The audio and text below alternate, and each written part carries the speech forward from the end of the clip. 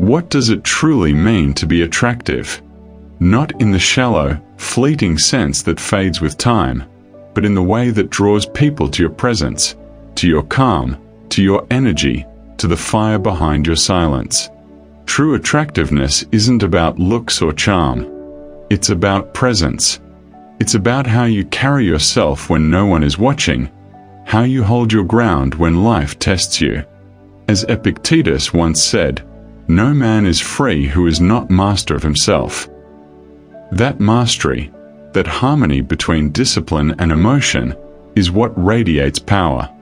In this reflection, we'll explore 7 timeless habits, drawn from the wisdom of Stoicism, that will not only make you magnetic to others, but will also transform the way you live, think, and lead yourself.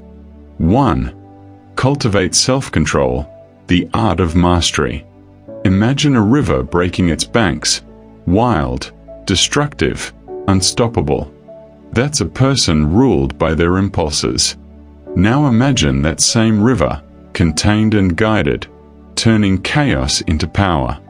That's the person who has learned self-control. Marcus Aurelius wrote, "You have power over your mind, not outside events. Realize this, and you will find strength." Self-control is the foundation of all strength. To be truly attractive, you must master your emotions, not suppress them. Control them, guide them, let them serve your higher purpose.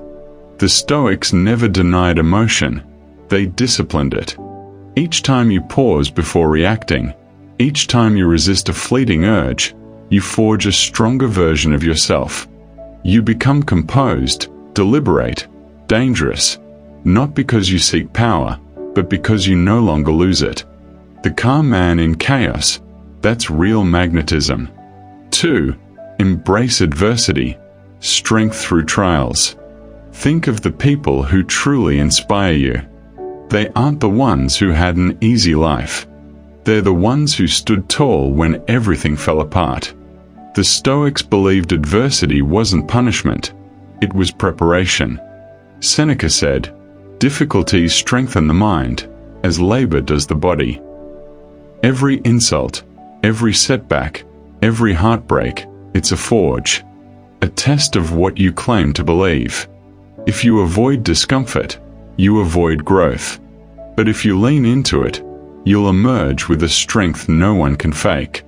Adversity is a mirror. It shows you who you are. And when you meet that reflection without fear, you earn a quiet confidence that no chaos can shake.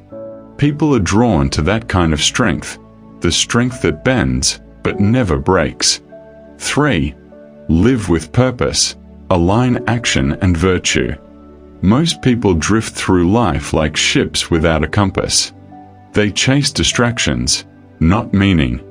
They wake up every day reacting to the world, not leading it. But a person with purpose, they move differently. Their actions have direction. Their silence carries intent. Marcus Aurelius urged, "Waste no more time arguing what a good man should be. Be one." That's what purpose looks like in action. A life aligned with your values, not your moods. To live with purpose, you must strip away what's trivial, the endless scrolling, the empty arguments, the noise. When you focus on what truly matters, you become unshakable. Your clarity becomes magnetic, because people trust those who move with conviction. 4. Practice compassion, strength in kindness. True strength isn't hard or harsh. It's steady, patient, and merciful. The Stoics weren't cold, they were deeply human. They believed that compassion, the understanding of other struggles, is a reflection of wisdom. Marcus Aurelius wrote, "When you arise in the morning, think what a privilege it is to be alive, to think, to enjoy, to love."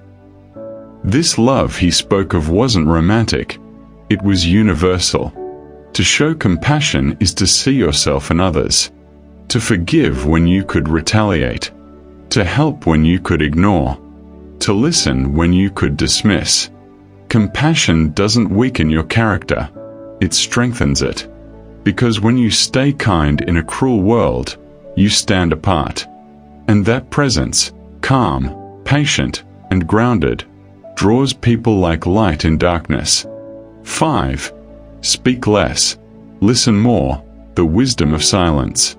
In a world addicted to noise, silence has become power. We speak to be heard, but few listen to understand. Zeno, the founder of Stoicism, said, "We have 2 ears and 1 mouth so that we may listen twice as much as we speak." Measured speech creates mystery. Thoughtful silence builds trust. When you listen fully, you give others a rare gift, presence. Don't rush to fill the gaps.